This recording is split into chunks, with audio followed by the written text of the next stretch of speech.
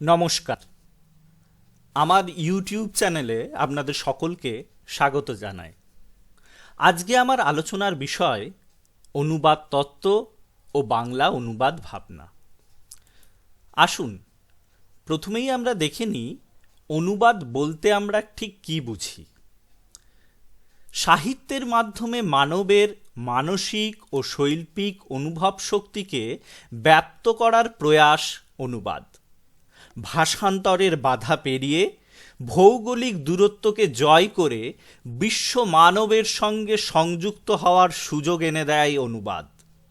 সাহিত্যের বৈচিত্র্য, বহুমুখিতা ও বহুস্বরতার মধ্যেও মানবিক সংবেদনার এক পরম ও চরম সত্যকে উপলব্ধি করানোর চেষ্টা করে অনুবাদ।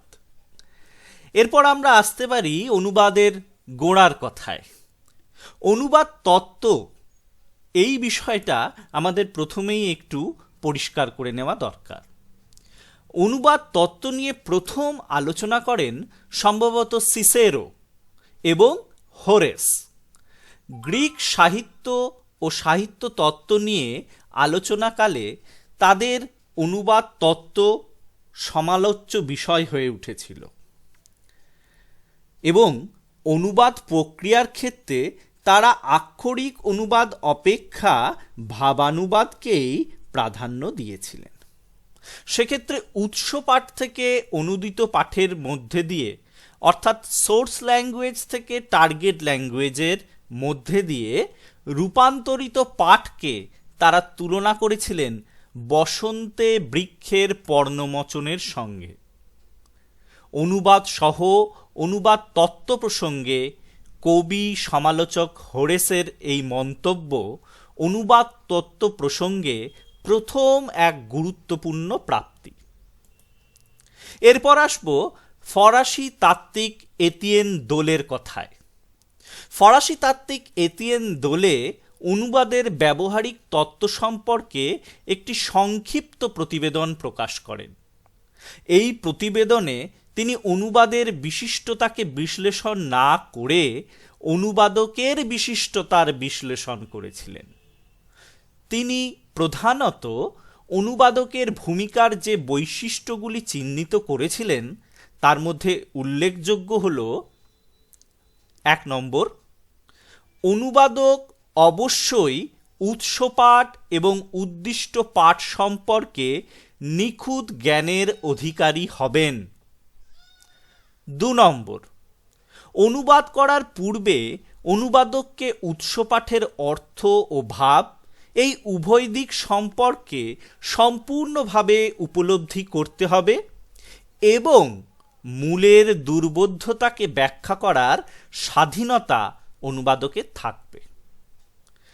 3 নম্বর, অনুবাদক অবশ্যই আক্ষরিক অনুবাদকে এড়িয়ে চলার স্বাধীনতা পাবেন, যদিও উৎসপাঠের মূল সুরটিকে যথাযথভাবে উপস্থাপনার দিকে তাকে দৃষ্টি রাখতে হবে। এই ছিল মূলত ফরাসি তাত্ত্বিক এতিয়েন দোলের বক্তব্য। এরপরে আমরা চলে যাব কবি ড্রাইডেনের কথায়। কবি ড্রাইডেন অনুবাদ পদ্ধতিকে 3টি ধারায় বিভক্ত করেছিলেন।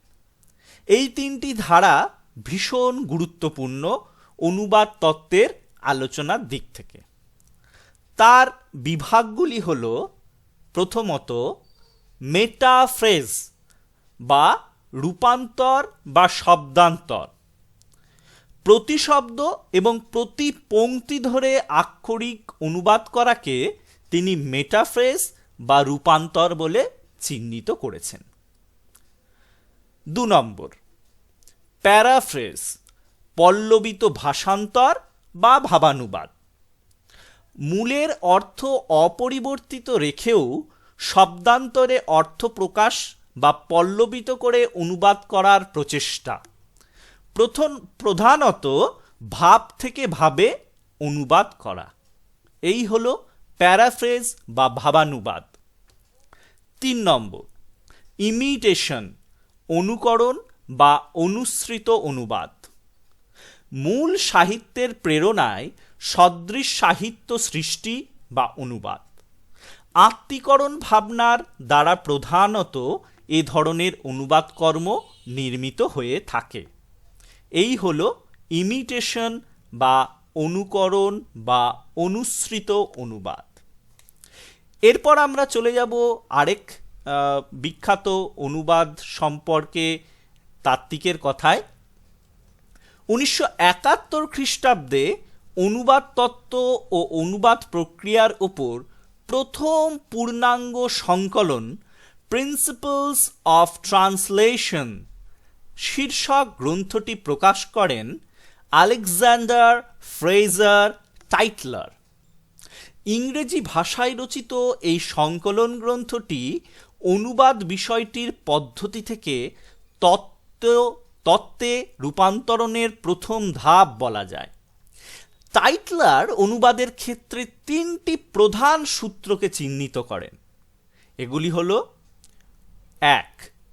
অনুবাদ মূল সৃষ্টি সম্পর্কে একটি পরিপূর্ণ ধারণাকে উপস্থিত করবে। 2. মূলের প্রকৃত চরিত্রকে অনুবাদেও একইভাবে লিখনশৈলী ও ধারার মধ্যে দিয়ে উপস্থাপিত করতে হবে। 3. অনুবাদে মূলের সকল বিন্যাসই রাখতে হবে। এই মূল 3টি বক্তব্য বা সূত্রকে চিহ্নিত করেন আলেকজান্ডার ফ্রেজার টাইটলার। এরপর ম্যাথিউ আর্নল্ডের কথায় আমরা আসতে পারি। ম্যাথিউ আর্নল্ড তার মত অনুযায়ী অনুবাদককে প্রথমেই উৎসপাঠ সম্পর্কে সম্পূর্ণ জ্ঞান লাভ করতে হবে এবং অনুদিত পাঠকে এমনভাবে উপস্থাপিত করতে হবে যাতে উদ্দিষ্ট পাঠক উৎস পাঠ সম্পর্কে একটা ধারণা তৈরি করতে পারবে। সেই অনুদিত পাঠকে আবার অনুদিত বা উদ্দিষ্ট ভাষার সাহিত্য চেতনার অনুগামী হয়েই নির্মিত হতে হবে, যাতে উদ্দিষ্ট পাঠক সহজেই সেই অনুবাদকে গ্রহণ করতে সক্ষম হয়। প্রয়োজনে তুলনামূলক মূল্যায়নের জন্য 2টি পাঠকেই পাশাপাশি রাখার কথা বলেছেন তিনি। আরেকজন দার্শনিক এবং সাহিত্য সমালোচকের কথায় আমরা আসব। তার নাম হলো এডওয়ার্ড ফিটজেরাল্ড। ফিটজেরাল্ড উৎস পাঠ থেকে উদ্দিষ্ট পাঠকে সমসাময়িক সামগ্রিক সাহিত্যিক ঐতিহ্য ও ভাবনার ছাঁচে ফেলে নির্মাণ করলেন। সেটাই তার কাছে ছিল বাস্তবের অধিকার। তার এই আগ্রাসী মতবাদের মূলে ছিল তার উগ্র ঔপনিবেশিক চেতনা। ফিটজেরাল্ডের বিখ্যাত অনুবাদ রুবায়াত ই অমর খৈয়াম মধ্যযুগের পার্সি কবিতা সম্পূর্ণভাবেই ভিক্টোরিয়ান যুগের বৈশিষ্ট্য দ্বারা গ্রস্ত হয়ে এক নবরূপ লাভ করেছিল। এবার আধুনিক যুগের চিন্তকদের কথায় আমরা আসতে পারি। অনুবাদকের ভূমিকা প্রসঙ্গে আলোচনা করতে গিয়ে ওয়াল্টার বেঞ্জামিন অনুবাদ ও মৌলিক এই 2টি শব্দের নতুন তাৎপর্য উদ্ভাবন করেছিলেন। তার মতে লেখকের স্বকীয়তা অভিব্যক্ত হয় বলেই কোনো রচনা মৌলিক হয় না, বরং সেই রচনার কালোত্তীর্ণ হওয়ার সম্ভাবনার প্রতি দৃঢ় বিশ্বাস সচেতনভাবে জ্ঞাপন করা যায় বলেই তা মৌলিক পদবাচ্য হয়ে ওঠে। এই প্রক্রিয়াকে বেঞ্জামিন চিহ্নিত করেছিলেন পাঠকৃতির আফটার লাইফ অর্জন হিসেবে। বিংশ শতাব্দীর দ্বিতীয়ার্ধে ইটামার ইভান জোহার অনুবাদের সঙ্গে সমাজতত্ত্বকে যুক্ত করে দেখালেন যে তুলনামূলকভাবে দুর্বল প্রান্তিকায়িত সাংস্কৃতিক আবহে অনুবাদের প্রবণতা অনেক বেশি হয়ে থাকে। একটি নির্দিষ্ট কালপর্বে নির্দিষ্ট সাংস্কৃতিক পরিসরে অনুদিত পাঠকৃতির মূল্যায়নে মূল সাহিত্যের সমাজতত্ত্ব নির্ণয়ও অনুবাদ চর্চার একটি প্রধান প্রতিপাদ্য বিষয় হয়ে ওঠে। অনুবাদ প্রভাবিত করে ভাষা সাহিত্য ও সংস্কৃতিকে। অনুবাদ তত্ত্ব নিয়ে এতক্ষণ যে আলোচনা আমরা করলাম, এরপর আমরা আলোচনায় আসতে পারি বাংলা অনুবাদ ভাবনায় বা বাংলা সাহিত্যের অনুবাদ ভাবনায়। অনুবাদ নিয়ে খ্রিস্টপূর্ব কাল থেকে এবং অনুবাদ তত্ত্ব নিয়ে কয়েক শতক ধরে পাশ্চাত্য সাহিত্যে যে আলোড়ন দেখা যায়, তার সামান্যতম রেশও পরিলক্ষিত হয় না ভারতীয় সাহিত্য তথা বাংলা সাহিত্যে। অথচ প্রাচীন ভারতীয় সাহিত্য বা বাংলা সাহিত্যে অনুবাদ যে অপরিচিত ছিল এমনটা নয়। অন্যান্য আঞ্চলিক সাহিত্যের মতোই আদি এবং মধ্যপর্বে প্রাচীন ও প্রচলিত সাহিত্য সম্ভার থেকে যে অনুবাদগুলি হয়েছিল, কৃত্তিবাসী রামায়ণ বা কাশিদাসী মহাভারত বা মালাধর বসুর ভাগবতানুবাদে, সবগুলি অনুদিত হয়েছিল গণমানসের চাহিদার দিকে লক্ষ্য রেখে।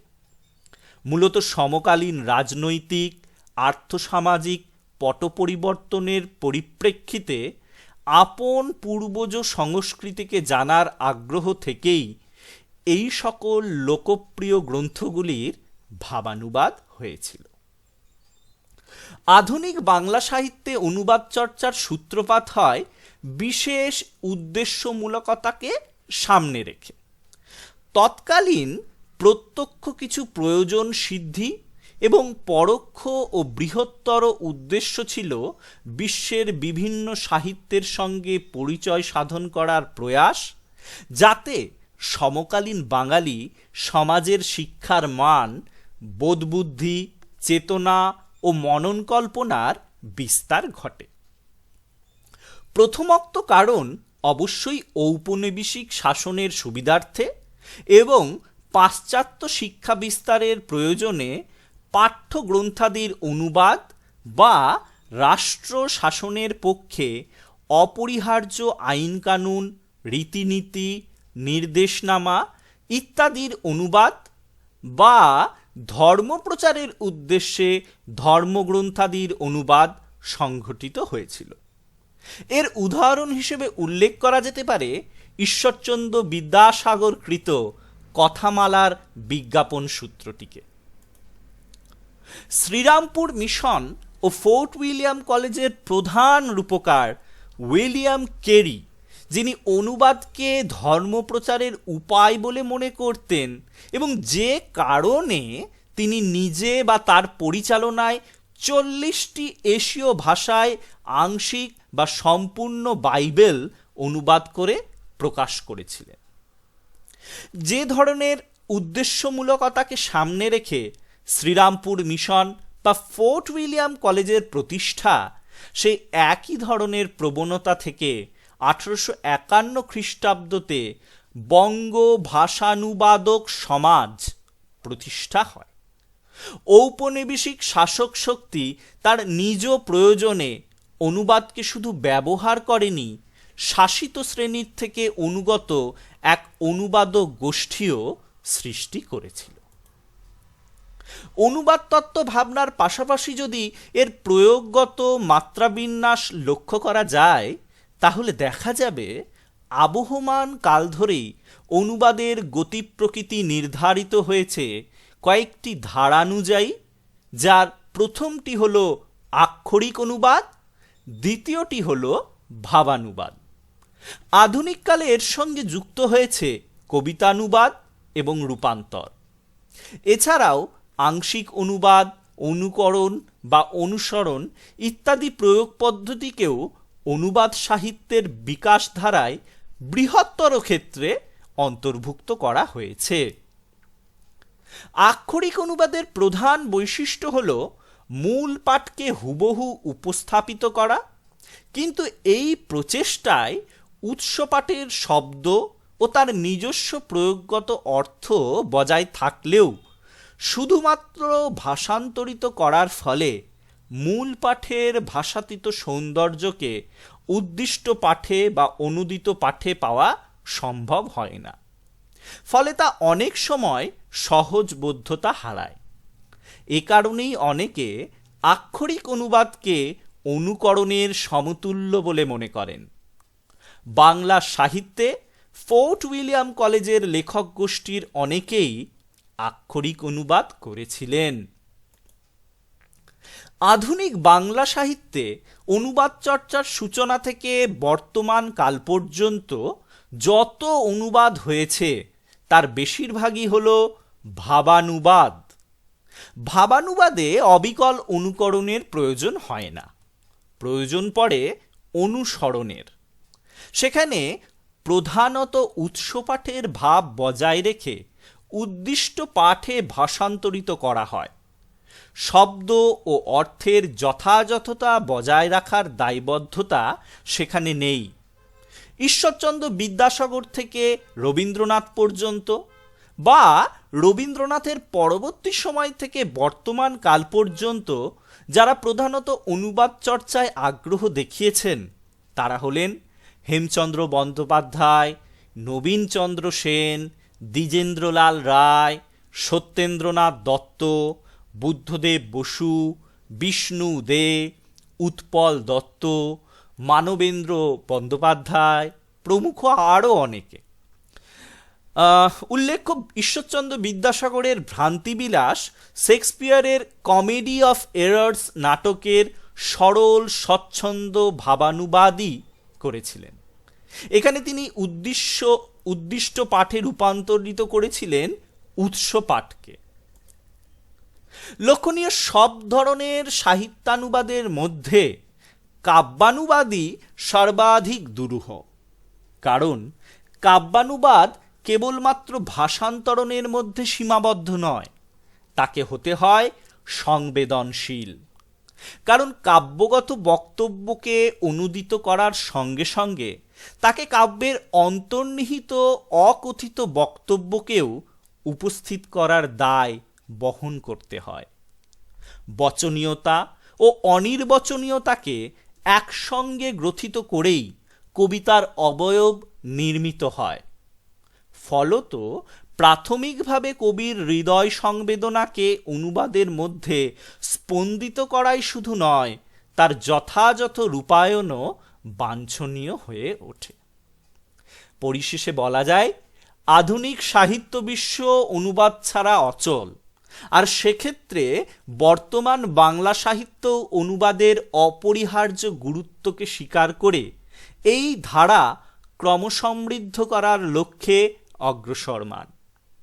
অতীতের সঙ্গে বর্তমান ও ভবিষ্যৎকে সাংগীকৃত করে এগিয়ে চলার মধ্যেই রয়েছে তার সারূপ্যের অনশ্বরত্ব। সুজান ব্যাসনেট এবং আন্দ্রে লেভেভেরের একটি সম্পাদিত বই ট্রান্সলেশন হিস্ট্রি অ্যান্ড কালচার, সেখানে তারা উল্লেখ করেছেন, with the development of translation studies as a discipline in its own right, with a methodology that draws on comparatistics and cultural history, translation has been a major shaping force in the development of world culture, and no study of comparative literature can take place without regard to translation. এই ছিল আমার অনুবাদ তত্ত্ব ও বাংলা অনুবাদ ভাবনা সম্পর্কে ভাবনা। আপনারা যারা এই বিষয়ে আরও কিছু জানতে চান তারা নিয়মিত আমার চ্যানেলটি ফলো করবেন। আপনাদের সকলকে ধৈর্য ধরে এতক্ষণ এই বক্তব্য শোনার জন্য অনেক অনেক ধন্যবাদ। নমস্কার।